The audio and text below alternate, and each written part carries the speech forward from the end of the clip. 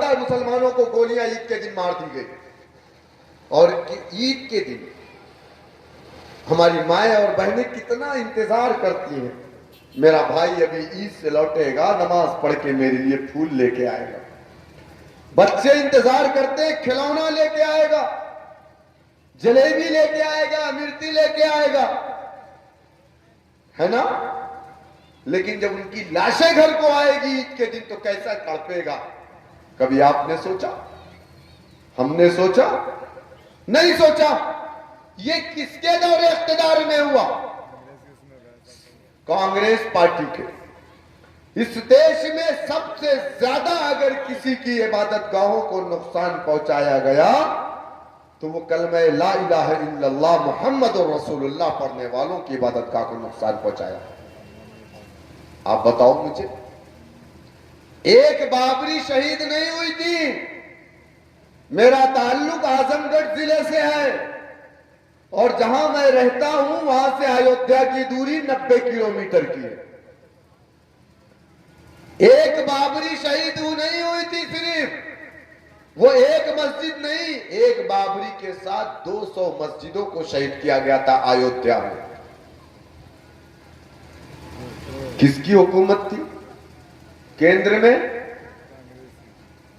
अगर इस देश के मिलिट्री नौजवानों के हवाले बाबरी मस्जिद को कर दिया गया होता तो मेरी बाबरी मस्जिद पे खरांच तक ना आती।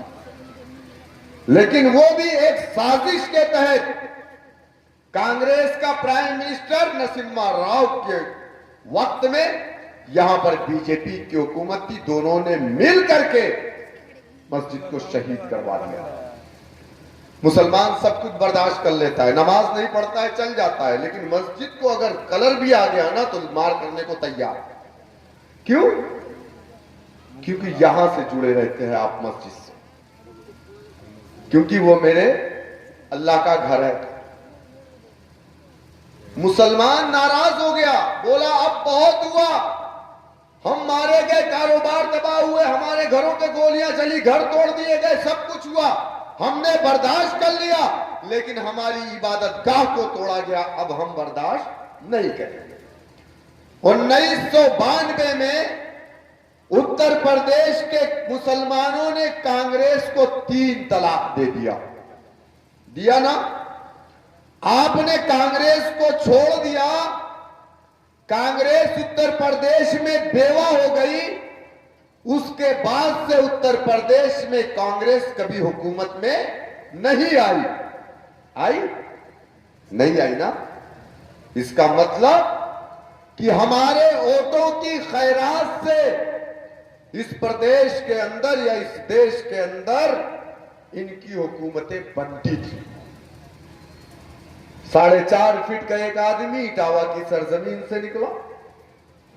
हाँ मुसलमानों, मैं तुम्हारा नेता हूं, मैं तुम्हारा लीडर हूं।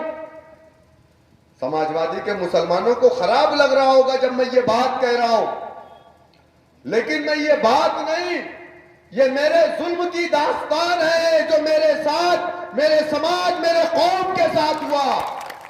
तुम अपने टिकट के लिए समाजवादी के चापलूस बन जाओ, तुम एमपी एमएलए बनने के लिए समाजवादी के चापलूस बन जाओ, लेकिन मुझे मालूम है कि तुम उत्तर प्रदेश की विधानसभा में मुसलमानों के नुमाइंदे नहीं बल्कि अखिलेश यादव और समाजवादी के नुमाइंदे बनकर के जाते हो।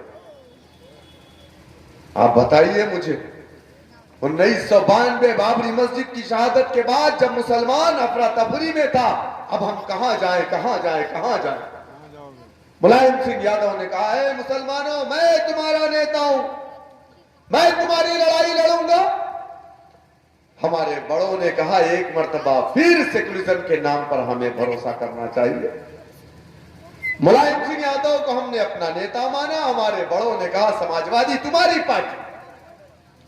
हमने मुलायम सिंह को मौलाना मुलायम सिंह यादव कहा, हमने मुलायम सिंह को, हमारे बड़ों ने रफीकुल मुल्क का खिताब दिया। हमने मुलायम सिंह को अपने बाप से ज्यादा तरजीह दी। समाजवादी पार्टी को मुसलमानों ने चलाने के लिए नोट दिया, वोट दिया और हर तरीके से समाजवादी पार्टी को उसके परचम को अपने सीने से लगा करके अपनी पार्टी माना।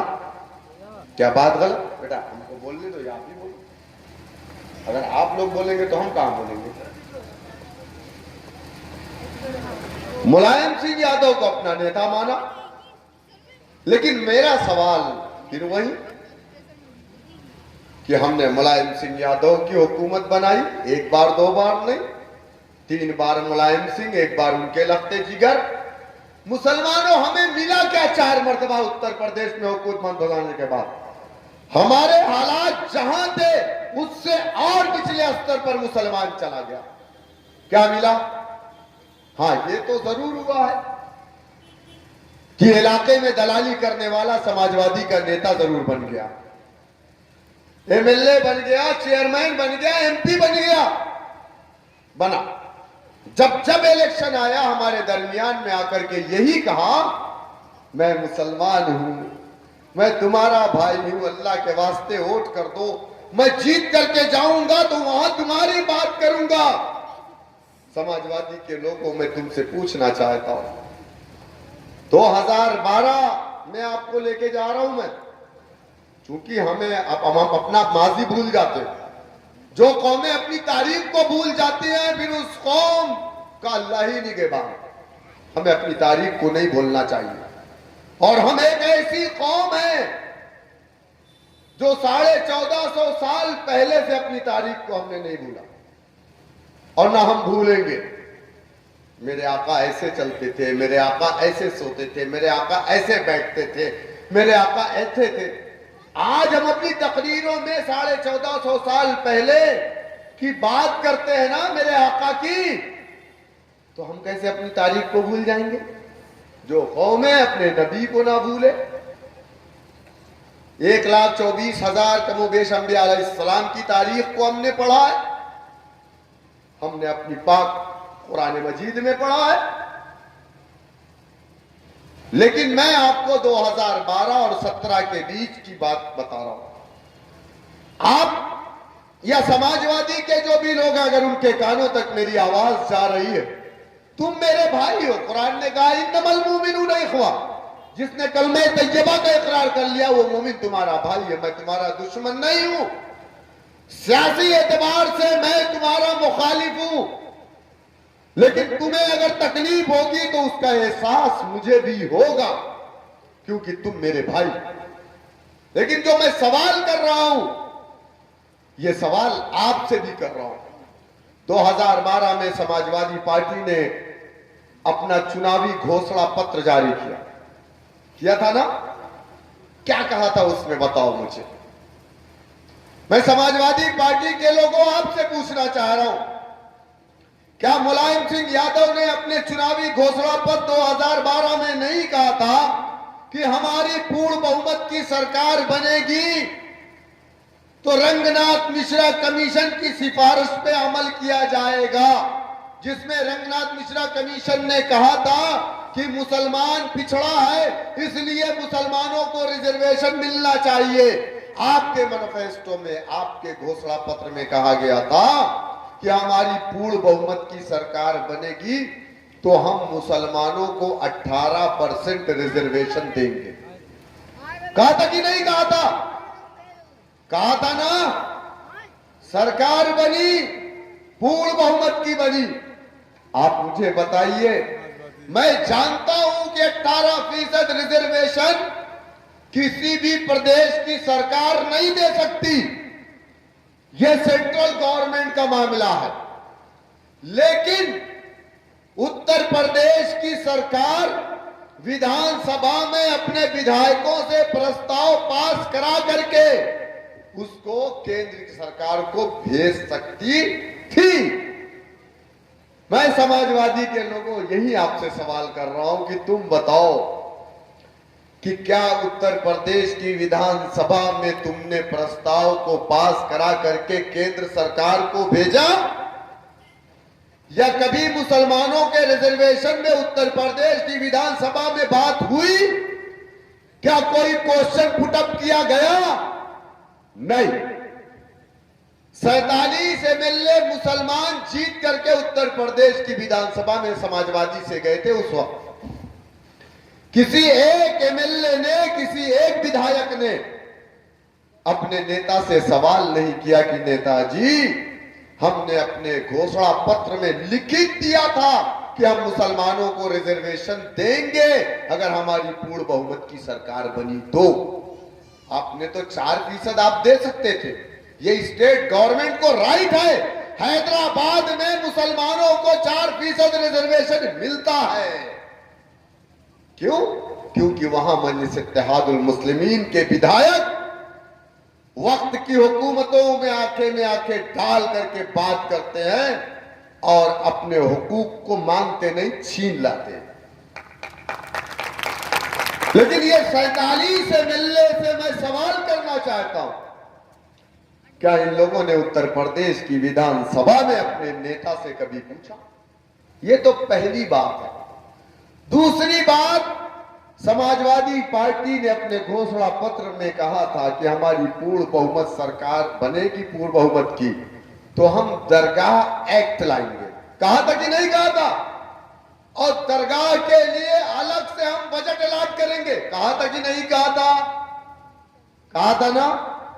आया क्या? मिला क्या? नहीं ना। क्या मिला? कब्रिस्तान की बाउंड्री। क्या मिली? कब्रिस्तान की बाउंड्री, ई रिक्शा की चाबी। अरे हमें ई रिक्शा नहीं चाहिए, हमें कलम चाहिए, स्कूल चाहिए, अस्पताल चाहिए, मेरे बच्चों को नौकरी चाहिए। तुम आज ये सोचते हो ई रिक्शा की चाबी, यानी इसका मतलब ये है कि तुम ये चाहते हो कि हम रिक्शा चलाएं, साफी मारे, पोछा मारे और कब्रिस्तान में दफन कर दीजिए, उसकी बाउंड्री को घेर दीजिए। बस यही हमारा विकास। क्या इन्होंने नहीं कहा था कि उत्तर प्रदेश में जिन मुसलमानों को आतंकवाद के झूठे मुकदमे में जेल में डाला गया उन्हें रिहा किया जाएगा? किसको किया? समाजवादी पार्टी के वर्कर जिनके ऊपर बीएसपी गवर्नमेंट में एफआईआर हुई थी, उस एफआईआर को वापस लिया। एक किसी को अगर छोड़ा हो तो उसका नाम बताइए। नहीं छोड़ा ना। क्या क्या बताऊं?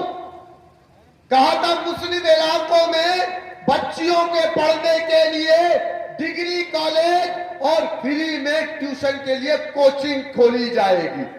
खुली? नहीं खुली ना। समाजवादी के मेरे गय्योर नौजवानों, भैया के लिए जवानी कुर्बान करने वालों, ये सवाल हम आपसे पूछ रहे हैं। बताओ क्यों नहीं खुली? क्या नहीं कहा था अपने घोषणा पत्र में कि मुस्लिम इलाकों में स्पेशल कैंप लगा करके मुस्लिम नौजवानों की पुलिस में भर्ती की जाएगी? क्या किसी मुस्लिम इलाकों में कैंप लगे? क्यों? मेरा बेटा क्या हाइट कम है या उसके चेस्ट की चौड़ाई कम है? क्यों नहीं लगे? सारा यादव तो चला गया ना पुलिस डिपार्टमेंट में। हर थाने में Yadav, SHO Yadav, DM Yadav, SP Yadav, है कि नहीं है? समाजवादी की सरकार में हर एसएचओ यादव, हर एसएसपी यादव। आपको क्या मिला बताओ? आपको सिर्फ आश्वासन मिला। क्या आश्वासन मिला?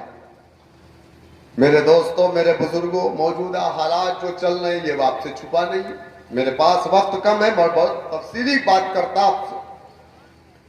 और मैं जो बात कह करके जा रहा हूं, खुदा की कसम समाजवादी पार्टी के लोगों, अगर इतना तिनका भर तुम इसको गलत साबित कर देना, तुम्हारे शीशगढ़ में आके चौराहे पर बैठूंगा, आके बात कर लेना। मैं गलत रहूंगा तो आवाम की चप्पल खाने को तैयार हूं, लेकिन तुम गलत रहोगे तो मैं तुम्हें चप्पल मारने की बात नहीं करता।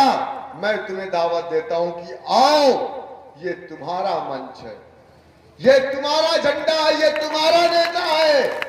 आओ तुम यहां पर लीडरशिप अपनी खड़ी करो, खुद नेता बनो। मेरे दोस्तों, मेरे बुजुर्ग, मौजूदा हालात जो हमारे प्रदेश के हैं, देश के हैं, आपसे छुपा नहीं। हमारे मदारिस की जांच, जिस मदारिस के इनके बाप दादा ने कभी 1 रुपया चंदा नहीं दिया, वो हमारे मदारिस की जांच। हमारे इलाकों में तुमने स्कूल खोले होते तो हमारा बच्चा मदरसे से पढ़ के आ करके जब देखा कि मेरे गांव में मेरे बच्चों को पढ़ने के लिए स्कूल नहीं है, तब उसने एक झोपड़ी डाल करके अलिफ से अल्लाह को पहचान, बे से बड़ों का कहना मान, से साबित रख ईमान। मेरे आका के बारे में, अल्लाह की वहदानियत के बारे में, दीन के किले हमारे मदारिस हैं। आज इनको उस मदरसे से तकलीफ। इनका मकसद ये है कि तुम हराम और हलाल में फर्क ना समझो। इनका मकसद ये है कि तुम अपने आका की जात को ना पहचानो। इनका मकसद ये है कि तुम अल्लाह की वहदानियत को ना जानो। इनका मकसद ये है कि तुम दरूद शरीफ ना जानो। इनका मकसद ये है कि तुम दुआए कुनूत ना जानो। इनका मकसद ये है कि तुम नमाज के तरीके को ना जानो। इनका मकसद ये है कि हय्या अलल फलाह हय्या अलल फलाह की सदा जब पूजे तो तुम्हें यह भी ना पता हो कि इसका मतलब क्या। ये इनका मकसद है। ये जो आज कर रहे हैं मदारिस की जांच, भाई मदारिस की जांच कर रहे हो, तुम मठ की भी तो जांच करो। अरे पैसे तो मठों से निकल रहे हैं ना। इलाहाबाद के एक साधु 1 साल पहले आत्महत्या हुई या कर दी गई। अभी 1 हफ्ता पहले उसका कमरा जब खुला, 50 किलो सोना, 15 करोड़ रुपया। बताओ, हमारे मदरसे में आके देखो क्या मिलेगा। टूटी हुई चटाई मिलेगी, लोटा मिलेगा, दाल मिलेगी और रोटी मिलेगी, और क्या है। लेकिन जांच किसकी होगी? हमारे मदरसे। जो सरकारी मदरसे हैं उनके टीचरों की सैलरी ये लोग 4.5 साल से नहीं दिए और कह रहे हैं कि तुम्हारे मदरसे को हम मॉडर्न मदरसा बनाएंगे। अरे जो सरकारी विद्यालय चलते हैं, प्राथमिक विद्यालय, जूनियर हाई स्कूल, उसकी छतें टपक रही है, बैठने के लिए बेच रही है, बच्चे टाट पट्टी पे बैठते हैं, मिड डे मील में खाना नहीं। पहले उसका इंतजाम करो। आश्रम की जांच करवा लो। जो आरएसएस के स्कूल चलते हैं वो भी रजिस्टर्ड नहीं है। सरस्वती शिशु मंदिर, उसकी भी जांच करवा लो। उसकी नहीं करवाएंगे, क्यों? क्योंकि उनके अब्बा का है वो।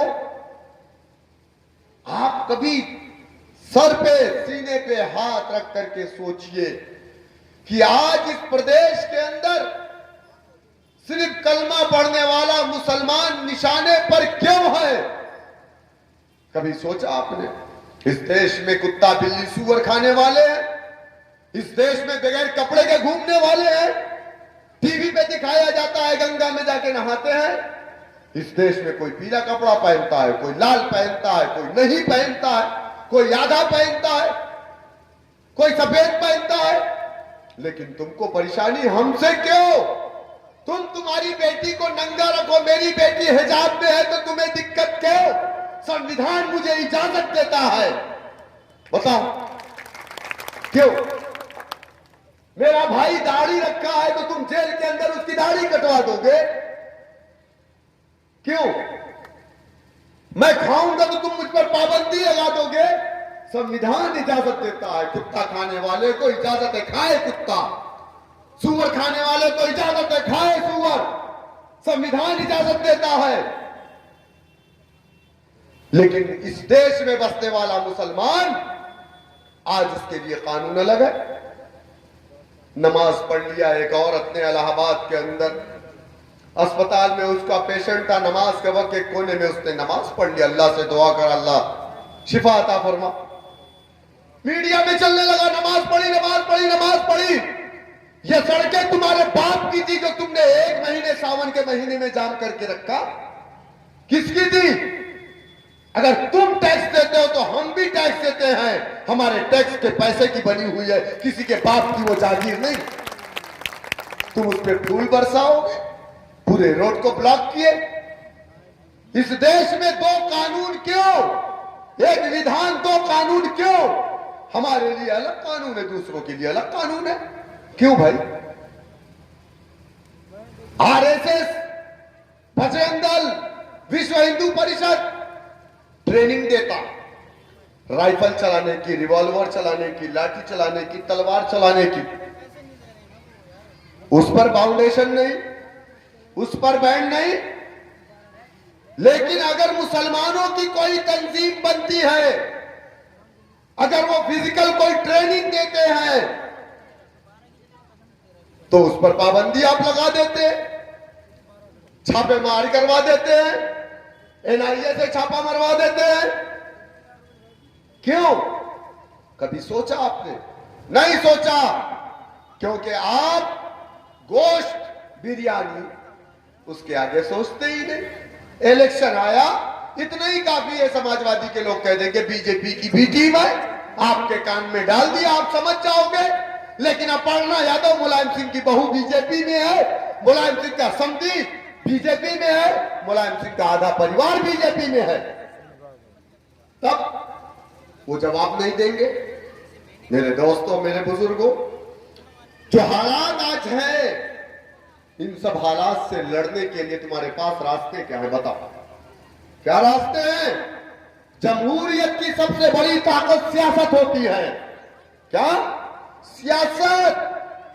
और सियासत में जिसके पास अपना सियासी परचम नहीं होता, लीडरशिप नहीं होती है, उस समाज की कोई औकात नहीं होती, उसे कोई पूछता नहीं। अगर आपको लगता है, मैं इस पे भी थोड़ा रोशनी रखना चाह रहा हूं, इसी देश में जाटव समाज के हालात कैसे थे बताओ आप? जाटव समाज आज से 20-25 साल पहले उनके हालात कैसे थे? क्या करते थे? उनकी बस्तियों में स्कूल नहीं होते थे, उनकी बच्चियों के साथ रेप हो जाता था, उनकी एफआईआर स्कूलों में, थानों में नहीं लिखी जाती थी, उनके इलाकों में स्कूल नहीं होते थे, उनके इलाकों में अस्पताल नहीं होते थे, उनके बच्चों को स्कूल में एडमिशन नहीं मिलता था, उनके लोगों को नौकरी नहीं मिलती थी, उनकी जिंदगी का मुकद्दर बन गया था। सुबह उठते थे तो वो दूसरों के घरों पे जाके उसकी गंदगी को साफ करते थे।